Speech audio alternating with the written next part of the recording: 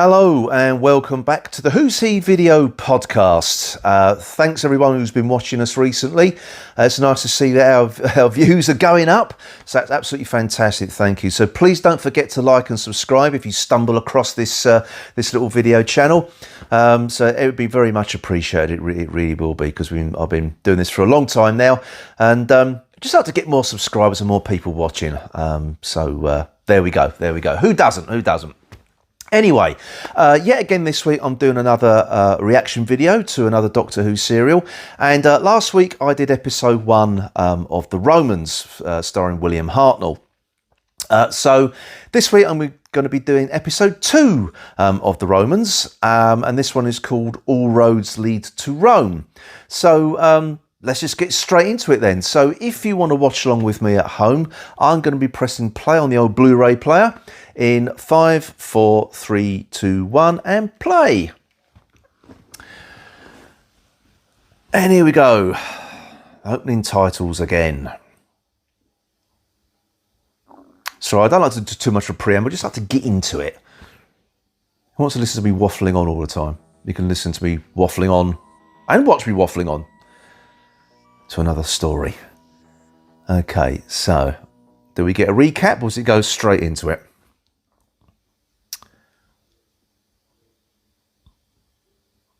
A very, very brief recap, actually.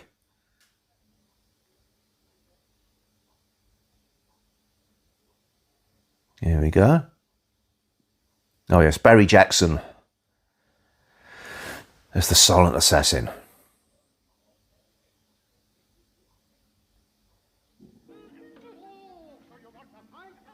Oh, hold on a second, you want to fight? This is not like Hartnell. He usually falls over and, like he's out of breath. Okay, it's almost played like a comedy, but seeing Hartnell doing some action is pretty unusual, actually. Oh, this is almost Pertwee-esque. Doing backflips and stuff. Even Barry Jackson sort of diving out of the window. You can see him hit the mat out of a very low window there, but wow. Now, Hartnell was saying I just got him softened up for the old 1-2. That is so not like him. That's amazing. And they were saying the satisfaction of getting into a fight. Brilliant.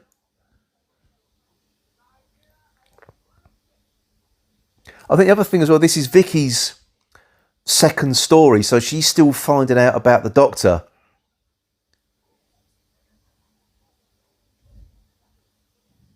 Only a couple of minutes in, but so far for me, there's a lot to like here. And it's atypical of Hartnell to do the action stuff like that.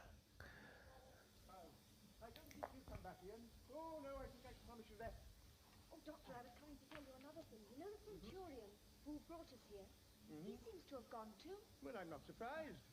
It was he who obviously... I love the fact that you got Hartnell putting all the pieces together, you know, in the in whatever this little. He's still trying to figure out what his part in all this is.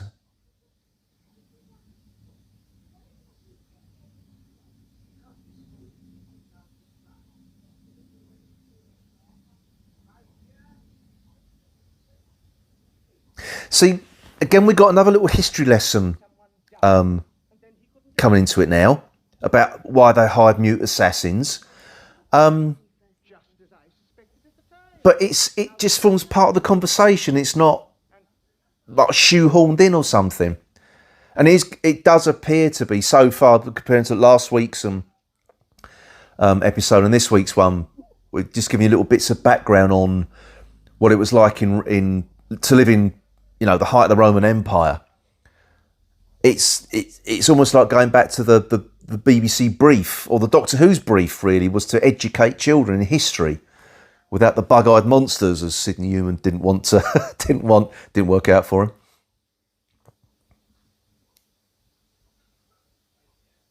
Oh, right, okay, back with Barbara. Again, it's obviously they've got the Titan studio space, but it's giving that the cramped conditions of the cells. They wouldn't have big cavernous cells to throw the slaves into. They would just be probably heading to something smaller than that, if I'm honest. Oh dear, another lascivious male with designs on Barbara.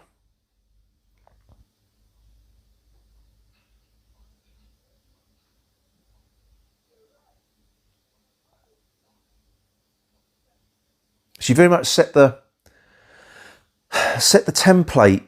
I think when they wrote Barbara Wright's character,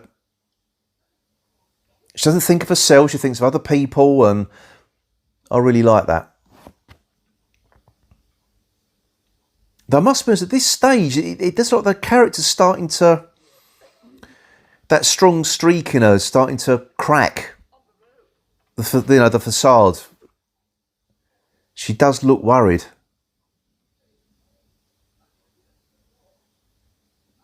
I'm sure she was like that in other stories as well, but I mean, I'm not conscious of it. I like the way this is shot through the bars. It's not getting any sense of scale in that cell either. Whatever way Christopher Barry's shooting it, it looks cramped. Okay, stock footage of a Roman galley. This must be Ian then. I wonder what they do with a Roman galley set. Ooh, okay. Okay, it's not a full blown. You only see so far. I'm only seeing one side of the back of the corner of the galley. But the way it's shot and the lighting, which has always been a criticism, certainly of mine on certain serials, that the set's been overlit and it shows its shortcomings. But this looks amazing, considering when this was made.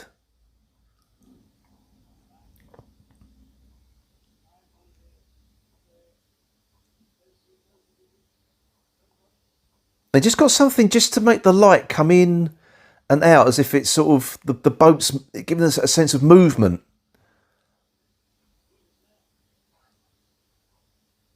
I have to say, for its day, it's very, very well done. Very well done. The only thing this story's not getting, I'm not sensing at the moment, is the passage of time, because this is some weeks later after Ian's been separated from Barbara. Okay, we have an Ian Chesterton escape attempt.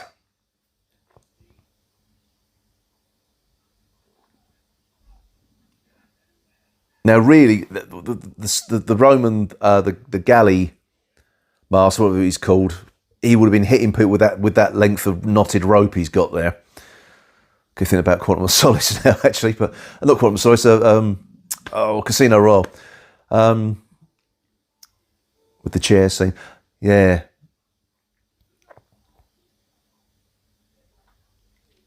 See again, Barbara thinking of other people again.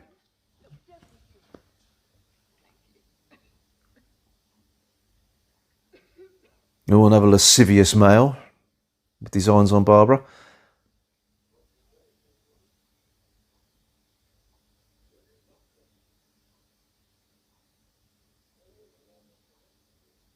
No, I bet you do, you dirty devil.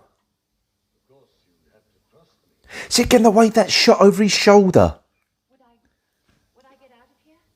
And again, choosing to film it from that side, you're partially obscured, and then you get Barbara walk into view. This is so not like normal Hartnell era Doctor Who. It really isn't. I think this is I'm please forgive me if I got this wrong, Doctor Who fans. I think this is Christopher Barry's first directing gig on Doctor Who, and from what I've seen now, you can see why he was asked back right up until Tom Baker's tenure. Very, very imaginative.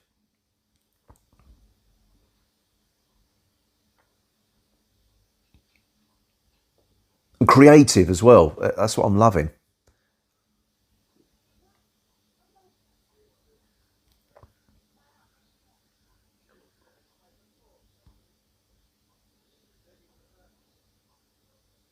taken to the circus. That means fed to the lions, folks. What a horrible, horrible existence. Unfortunately, slave trading still goes on today. Even in the UK, people are kept in squalid conditions. And right, okay, so now we're back on the galley. And we're in the middle of a storm. Again, the use of the lighting, the camera movement. So that's brilliant.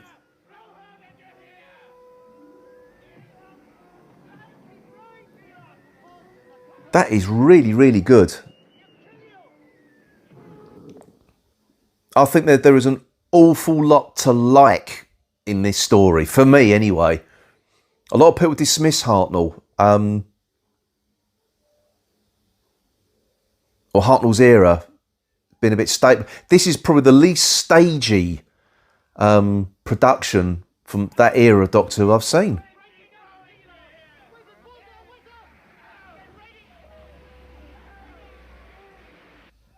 Really good.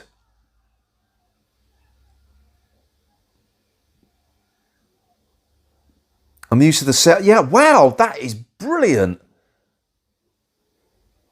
Okay, you don't actually see the shot of the ship crashing on the rocks, but it that looked great.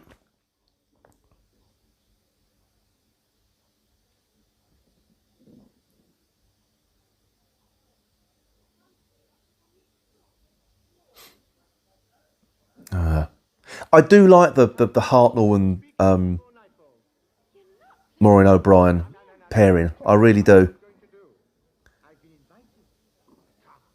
Probably, do you know what? Probably more than Caroline Ford and William Hartnell. I don't know why. It's a different relationship. Cause now the Doctor and Vicky just walked as Barbara's pushed out for the slave auction.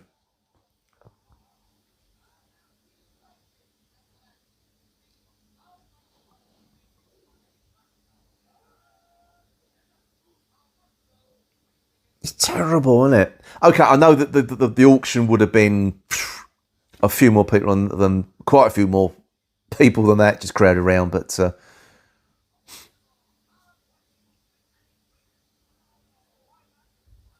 oh dear, Barbara looks broken here. Actually, it's a mixture of broken and disgusted. Dear, oh dear.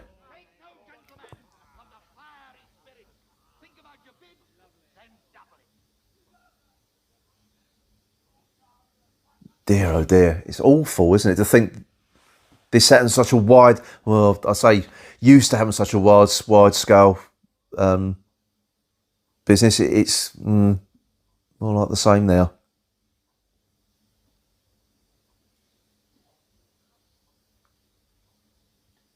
Oh, no, why is he paying 10,000 for Barbara?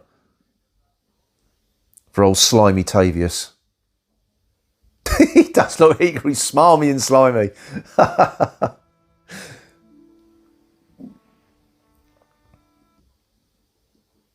Okay. Now we're back on the...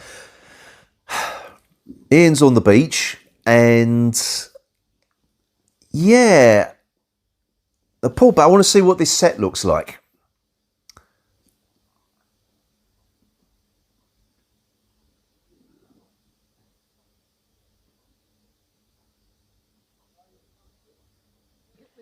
Okay, so again, it's a tight shot, but the set looks good. Obviously, you can tell it's studio bound. And again, you've got the multi-camera thing going on, but it's hiding the limitations and playing to the strengths of what they could do with the set.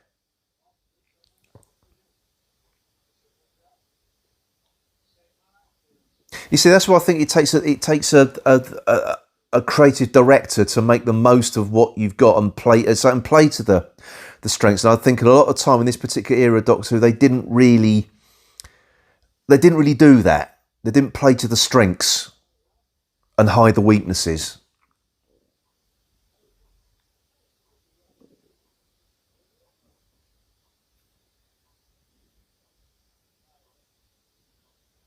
I don't like the fact that Ian's hair isn't... It's a very small thing, but it matters. He looks dishevelled. He looks like he's just been washed up. He's not sort of neatly combed hair and, you know...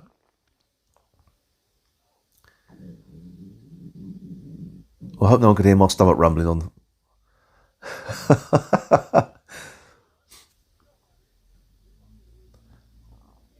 Note for the future.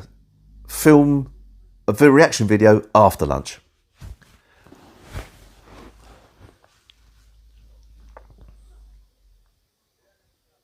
Oh, now Ian's heading to Rome. See, he's always thinking of Barbara. He's just... I love the relationship between these two characters as well.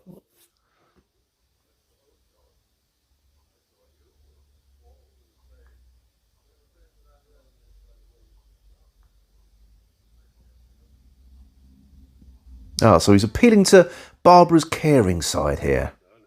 No, I think not. Most people under such circumstances would have looked after themselves. No, York. Okay. Still very smarmy though, mate, aren't you? Right, okay.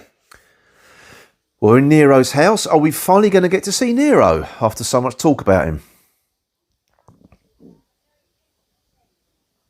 That's more Barbara. No intention of staying here. That's more like it.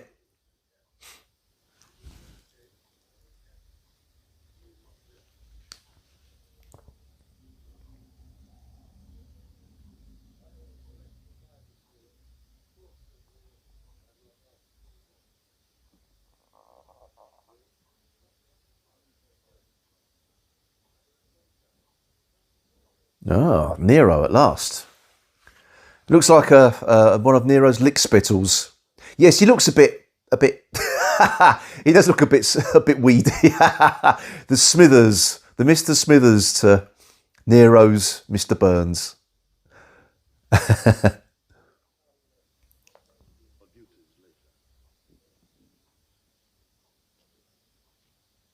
Yes, he is a bit. I can't remember what happens to that character. Okay. I think we just reused the set. Obviously, yeah, I think that was Ian and Barbara. That was the villa that the doctor was staying in earlier, just been redressed. It looks fine. It looks absolutely fine.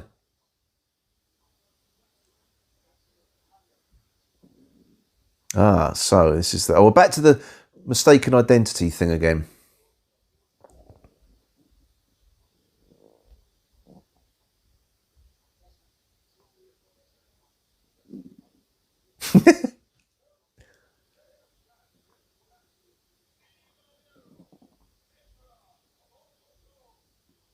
Oh, acting.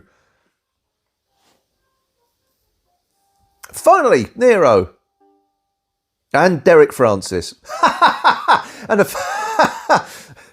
the first thing he does is belches.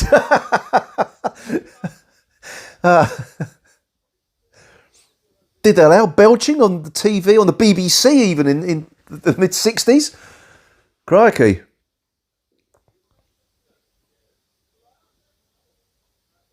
Oh, dear.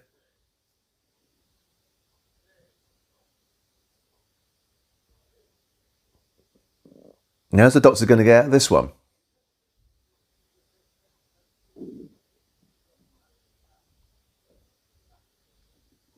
Oh, nicely done. Got out of that one.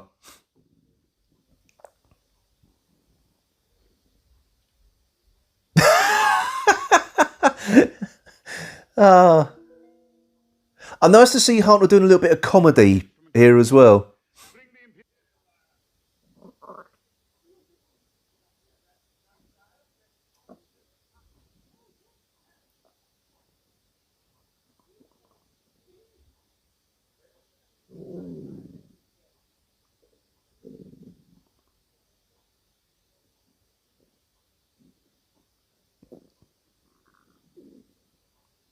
That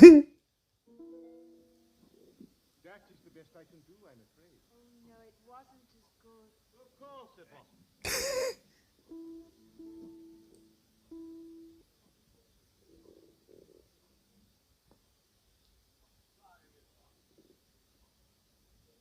So I'm not talking much through this. I'm just actually marvelling at this little Nero and the first Doctor double act here.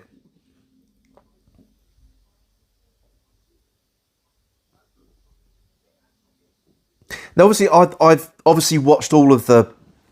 I don't revisit them very often, but I've obviously watched all of the Hartnell stories. I've got them all on DVD. You know, what survives. And I don't remember him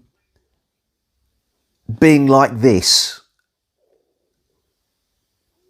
He's very, very front and centre. We usually he's sort of more in the background with Ian and Barbara taking more of the active role.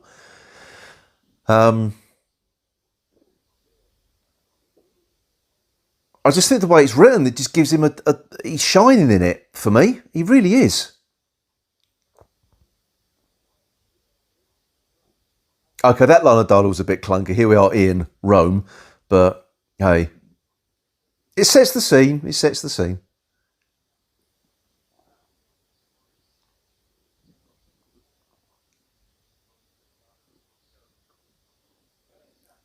Hopeless. I mean, that must be unhappy.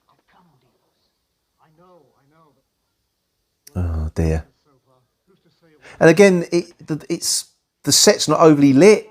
It's just making use of the small set. I like it. I have noticed there's an awful lot of use of curtains to dress the sets. Oh, it was made on such a tight budget, I don't care. I'm just enjoying the story and the acting and the dialogue so far. I really am. I think this is cracking.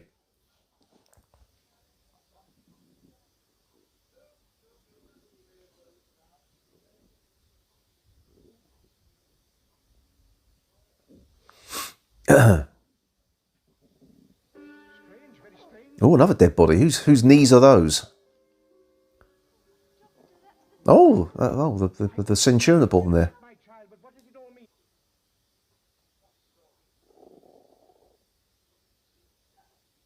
An interesting shot there between a man's legs, but there you go.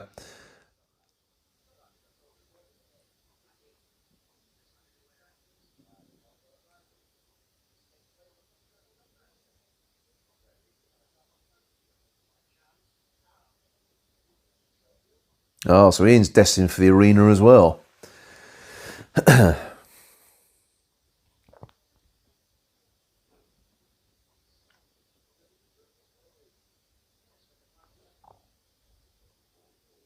Lions, Ian. Lions. Ah, it's the old lady. That wasn't such a great shot. And now some stock footage of lions in, in probably Bristol Zoo. Where's Johnny Morris?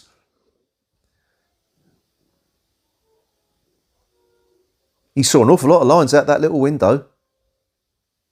Oh, there we go. Next episode, Conspiracy.